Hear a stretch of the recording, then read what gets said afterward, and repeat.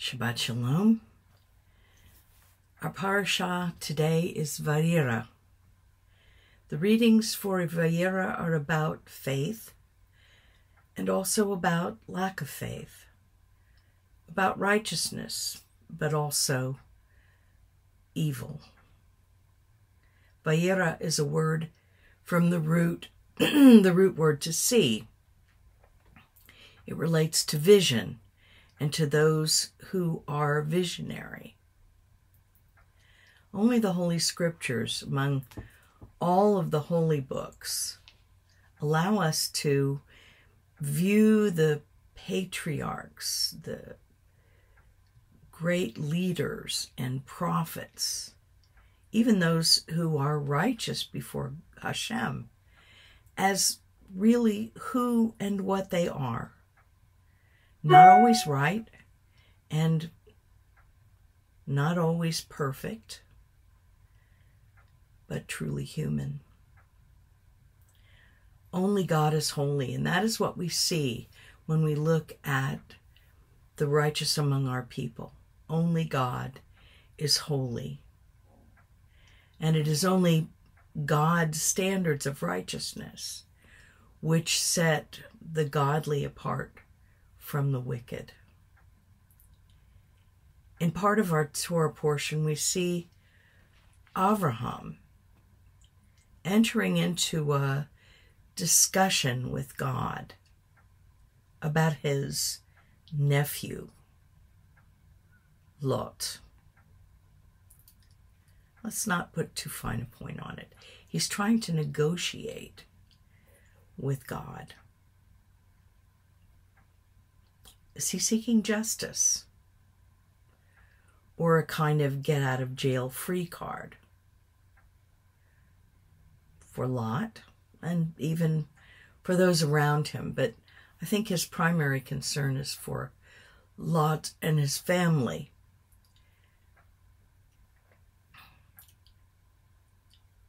We see this discussion continue in such a way that it reminds us of Moshe's request of Hashem in Shemot 33. There, Moshe says, "If I have found favor in your sight, please show me your ways, that I may know you in order to find favor in your sight."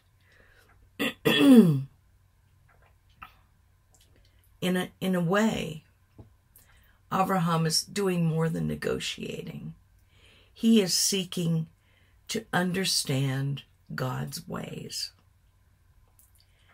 In response to Moshe, God provided the divine attributes in Shemot 34, verses 6 and 7. The conversation between Abraham and the Eternal addresses the profound themes of justice, mercy, and intercession. Commentary on this narrative between Abraham and Hashem demonstrates the way in which human beings try often to rewrite the events of the Scripture to agree or to suit their own ideas and thoughts. The Quran offers a completely different version of this story of Lot. Islam tells us that Lot's daughters did not behave in an incestuous way, and that there therefore is no curse on their descendants. Yet rather surprisingly, they use the word lot or lit from Lot to refer to incestuous relationships and sodomy. Lut or luti. Many view God's judgment of Sodom as undeserved and unjustified. even shocking. When we look at Avraham Avinu, we are allowed to see his flaws and imperfections, but we see his character very clearly in his actions. We come to know him as a human being like us, but a human being who knew God intimately and who desired more than anything to follow the commandments of God. His knowledge and his fear of God, his commitment to the one and only God, form the basis of his life and of all of his actions. They are the foundations of his emunah and bitachon, his faith and trust, and of the heritage that he bequeaths not only to his son Yitzhak, but also to us. His failures are not displayed to discourage us, but rather so that we might acknowledge the truth about ourselves and recognize our own potential for faith and righteousness. What about Sodom and Gomorrah? Why did Hashem advise Abraham that the cities on the plain would be destroyed? God's announcement to Abraham was that they would be destroyed because their sin had become so grave. It was like a serious infection, polluting the whole land. With Nineveh, God sent Jonah to advise the population that the God of Israel was about to destroy their city. The people heard this, and they immediately responded with sorrow, repentance, and change. Although Jonah had not been told to preach repentance and forgiveness to Nineveh, nonetheless, God forgave them, and he did not destroy the people of that generation. When Abraham heard of God's intention, he had the opposite response to that of Jonah. He sought to persuade God away from this judgment. The cities were, he bargained for them. He felt that even if there were only a handful of people there, he started with 50, but eventually they came down to 10. And God said there weren't even 10 righteous people in this city. And that included Lot and his family. He bargained with God and discovered in the process that God's decision was based in his omniscience, in his complete knowledge, as well as in divine justice. So the cities were destroyed, not merely for their evilness, but because they lacked even those 10 people, a minion, to carry out righteous behavior. Thus, Abraham, as well as the surrounding peoples, witnessed the supernatural power of God to destroy cities and to bring judgment upon the wicked in a firestorm of destruction. Abraham asks God rhetorically, Shall the judge of all the earth not do justice? This is the issue. Avraham knew God not only as the righteous judge, but also as the purveyor of ultimate holy justice. He pressed God until he knew there were no communities of righteous people, no righteous individuals in either Sodom or Gomorrah. Avraham boldly told God it would be a sacrilege to bring death upon the righteous along with the wicked. Each year at Yom Kippur, we acknowledge the lesson that even one who has sinned knowingly and with intent can be forgiven. The most sinful among us can stand with the most righteous, as both seek God's righteousness and become renewed and reconciled with Hashem. After Yom Kippur, we celebrate Sukkot, moving, if only mentally, from our homes into a rain-beaten hut. We read Kohelet, which teaches us that the fate of the most important among us is ultimately the same as the least important. We must then re-examine ourselves, our potential, and our future. Avraham questioned God more than once. Do you ever question what God is doing?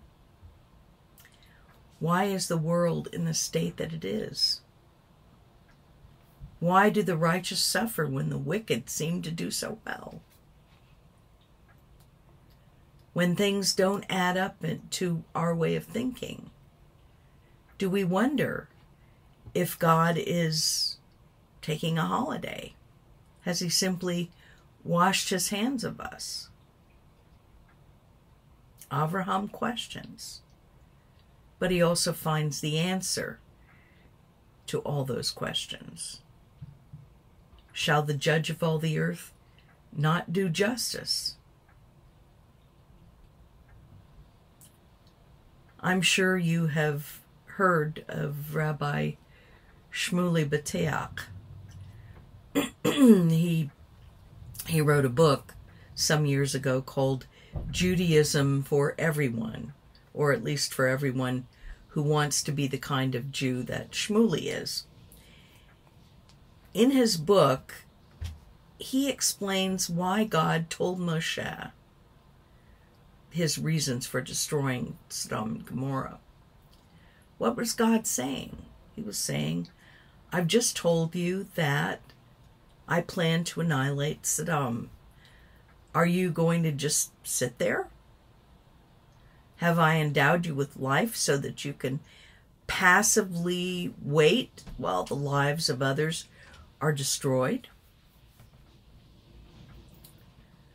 Our ancient sages contrast Avraham, who tried to defend the inhabitants of Sodom, although I suspect it was primarily his family that he was concerned about. But they contrast this with Noah, who, when informed by God of the destruction of humankind, offers no protest, referring to this as the reason that Avraham, rather than Noah, became the father of God's chosen people. But is this a fair assessment? What do you think? Rabbi Amy Levine of the Masorti branch of Judaism is, this is in Israel, made this observation about our parashah. Before we take action on the basis of what we believe to be divine guidance, we owe it to ourselves, to our tradition, and to our God to look inward and to look outward. We need to be open to possibilities that we may have never considered before, or we may have to give up assumptions that we have long held dear. This is the process of spiritual growth, of living a spiritual life. Pardon me. It was Abraham's special privilege that his hand was stayed by a messenger of God. This is in the case of the sacrifice of Yitzhak. It is our privilege to learn from that breathtaking moment of intensity. Shall the judge of all the earth not do justice? A rhetorical question. The scriptures attest to God's righteous judgment at all times, and they teach us that we should always seek justice. There is a collection of commentaries from Qumran dating to the Second Temple period on the subject of Sodom, and they offer some interesting insights. These commentaries were written several centuries before the redaction of existing midrashic anthologies and the completion of the Talmud itself. And the exegetical question at issue is one of the passages in this. The question is asked during Abraham's exchange with God over the fate of Sodom as to the fate of sinners in Sodom. If Abraham succeeds in his attempt to save the city, persuading God to forgive it by virtue of the 10 righteous people that he hopes might be found there, what will happen to the wicked? Now, this is a good question. If God said, I will forgive the whole place for their sake, and I will not destroy for the sake of the 10, could this conceivably have meant that the wicked would also be saved and sinners rewarded? That appears to be the issue or the sense of this text, but the commentary explains that if 10 righteous individuals are found in Sodom, the city will be saved, but the sinful alone will be condemned. If there are not even 10 righteous people in the city, the entire city will be destroyed, and its fate will be like that which the Torah commands Israel regarding a city that is entirely given over to pagan worship, condemnation, and destruction. The fate of the wicked is not the main point of this biblical narrative, however.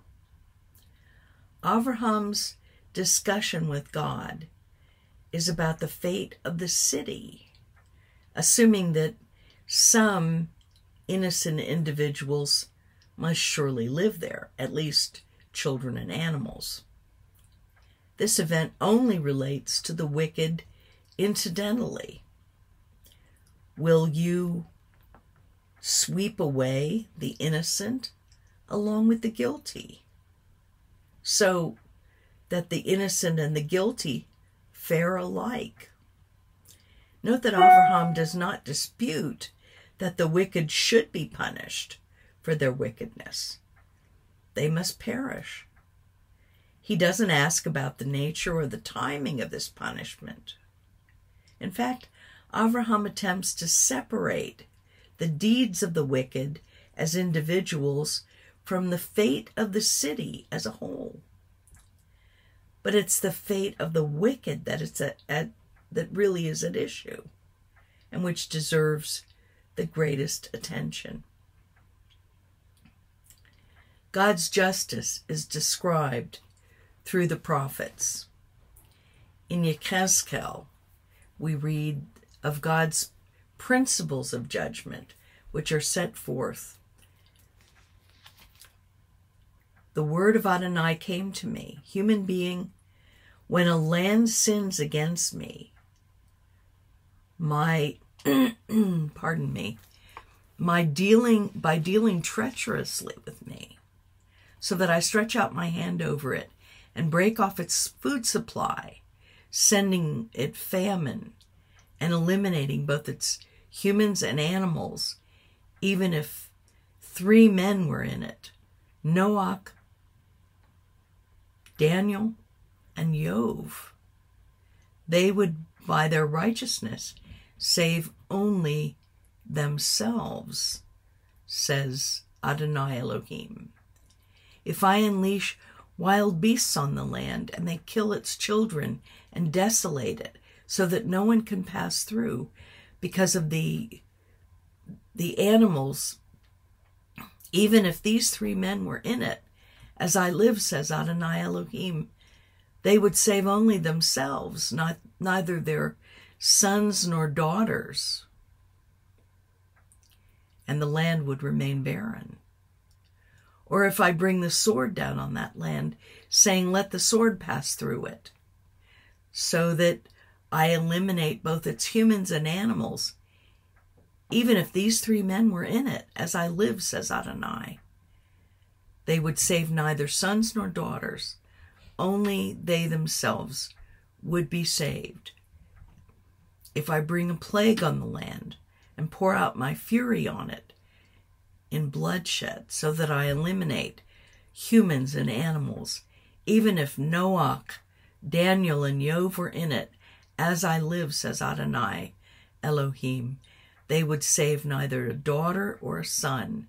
They would save only themselves by their righteousness.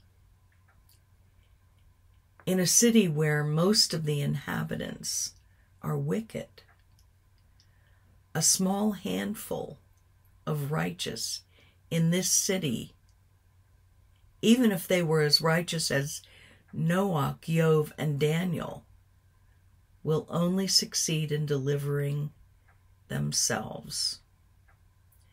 The remainder of their city, including their children, will not be saved from destruction. There is no automatic absolution of sinners. As such, they receive retribution according to their own actions. According to Yechezkel's word from the Lord, one cannot obtain deliverance on the merits of one's ancestors or other righteous human beings. And that is the principle that we see at work with Abraham. The merit of our ancestors will not deliver us, and Israel will not be pardoned or her punishment commuted without repentance. No one will be pardoned without personal repentance. The consequence for Lot, well, as Abraham discusses the future of Sodom and Gomorrah with Hashem, his 2 messengers arrive in the city of Sodom. It is evening, and Lot, Abraham's nephew, is sitting at the gate of the city, as was the custom with successful, important men of the time, seemingly perfectly comfortable with these people. As they arrived, Lot stands and bows in greeting, and he says, "Come with me. You can spend the night at my home. You can wash and rest and rise early and be on your way." The messengers decline, saying they will stay in the town square. But Lot persists, and they agree to accompany him to his home. There he prepares a feast for them, and the messengers eat and are just about to relax when the whole town of Sodom seems to be knocking on Lot's door. They're shouting, "Where are those men? Bring them so that we may have sexual relationships with them."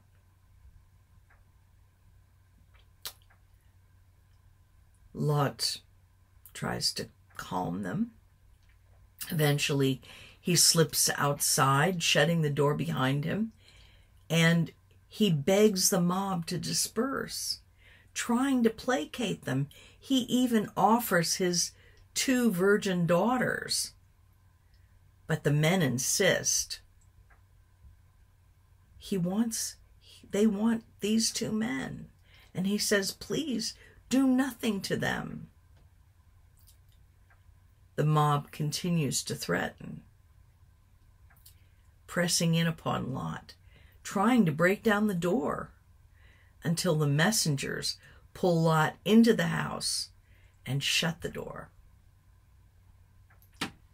The messengers challenge Lot to gather his children and his wife because the city is about to be destroyed. He runs to tell his sons-in-law and his daughters, assuming that he speaks to them as well. But they don't believe him. They don't credit his warning. At dawn, the messengers urge Lot, "Take your wife and your unwed daughters and leave the city." But even then, Lot lingers. Finally, the messengers grasp the hands of Lot and his family members, his wife and his 2 daughters, and drag them outside the city, telling them to run to the mountains and not to look back. Don't stop, or you'll be swept away too. Lot, who perhaps still cannot believe what is happening, argues that the mountains are just too far away, and he asks, "Can I go to this nearby city instead?" By this time, the sun has risen. Lot has reached the city, but his wife had been turned to a pillar of salt as she looked back with regret at all that she was leaving behind in Sodom. God destroyed Sodom and Gomorrah as he said he would. Abraham awakes, and in the distance he sees smoke rising from Sodom and Gomorrah. Lot, having rested in the city, eventually travels to the mountains with his 2 daughters, where they found a cave in which to stay. The daughters, apparently knowing nothing of the God of Abraham, or perhaps even of Abraham himself, assumed that the world, well, certainly their world, had been destroyed. They conspired together to repopulate the world by sleeping with their father. Apparently, Lot wouldn't have agreed to incest, so they had to get him drunk before having sex with him.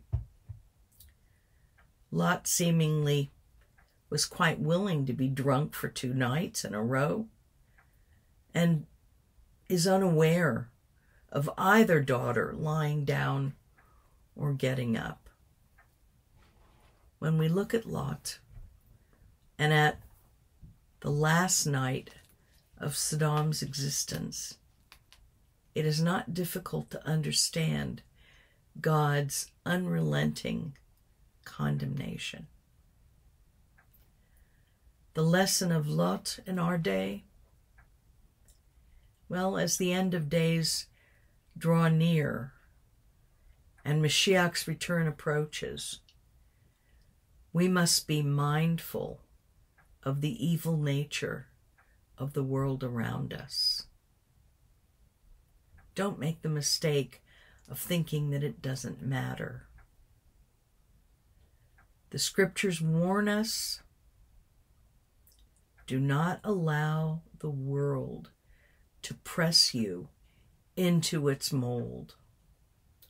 Instead, we are encouraged to put on the armor that God has provided us so that we may be able to stand against the schemes, the subterfuges, and the stratagems of Hasatan. Shabbat Shalom.